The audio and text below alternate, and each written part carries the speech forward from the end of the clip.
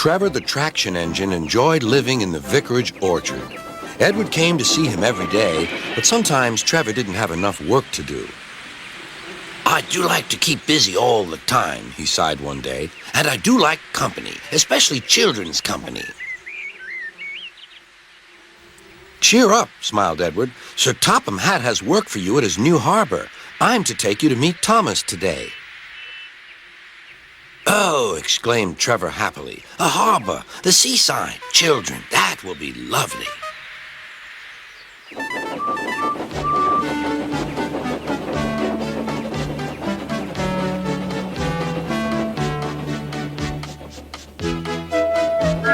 Thomas was on his way to the harbor with a trainload of metal pilings. They were needed to make the harbor wall firm and safe.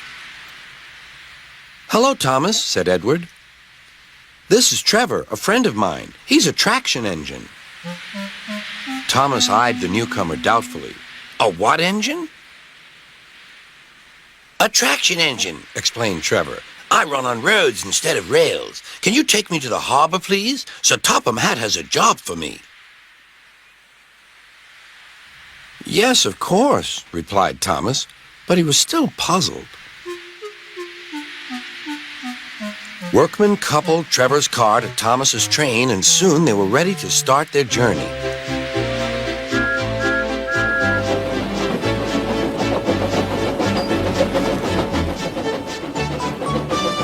I'm glad Sir Topham Hatt needs me, called Trevor. I don't have enough to do sometimes, you know, although I can work anywhere, in orchards, on farms, in scrapyards, even at harbors. But you don't run on rails, puffed Thomas. I'm a traction engine. I don't need rails to be useful, replied Trevor. You wait and see.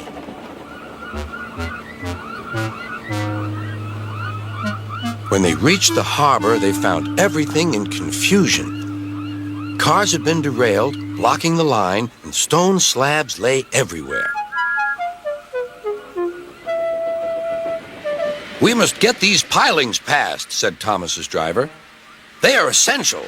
Trevor, we need you to drag them round this mess. Just the sort of job I like, replied Trevor. Now you'll see, Thomas. I'll soon show you what traction engines can do. Trevor was as good as his word. He dragged the pilings clear with chains and towed them into position. Who needs rails? He muttered cheerfully to himself.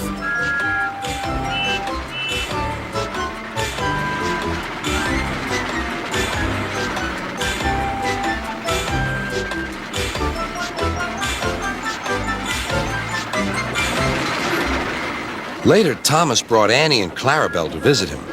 Thomas was most impressed. Now I understand how useful a traction engine can be. The coaches were full of children. Trevor gave them rides along the harbor. He liked this best of all.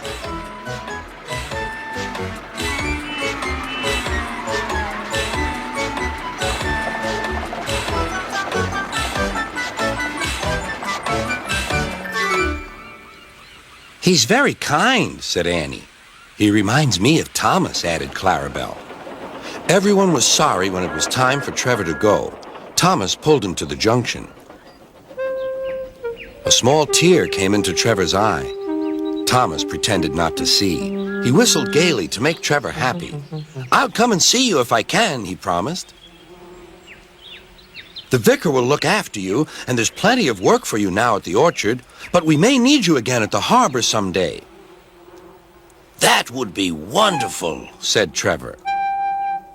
That evening, Trevor stood remembering his new friend Thomas, the harbor, and most of all, the children. Then he went happily to sleep in the shed at the bottom of the orchard.